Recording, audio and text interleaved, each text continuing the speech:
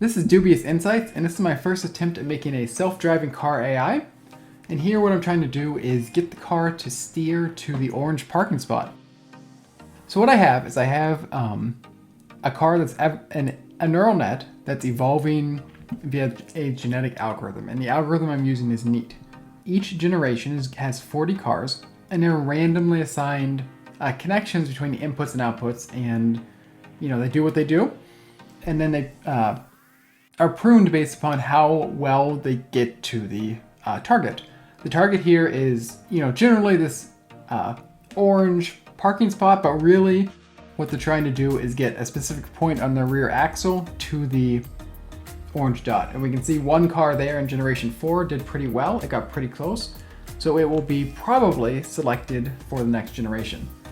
And we can see, generation 5, another car does close, and we can see generation 1, a lot of them hardly moved at all. Now they're all moving forward.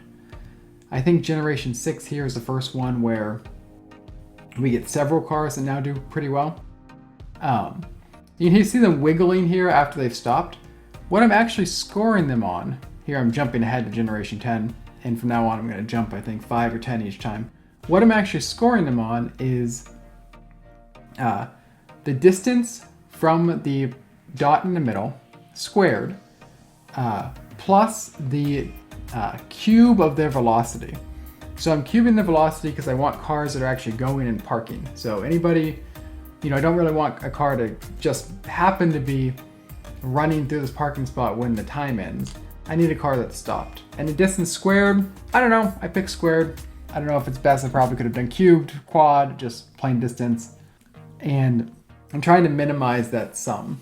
What I don't have in here, and you've probably noticed by now, I don't have anything in here about orientation. And so this is why these cars are not actually parking like you would want to see with parking in the lines. They're just trying to get their rear axle on top of that dot and doing it some better than others.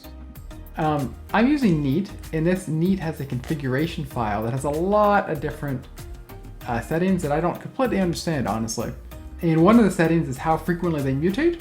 I think the mutation rate is a little bit high right now, and that's why, a lot of things aren't doing well, even though some of them are. Anyway, this is Dubious Insights. Check back, and I'll probably have a better version soon. Thanks for watching.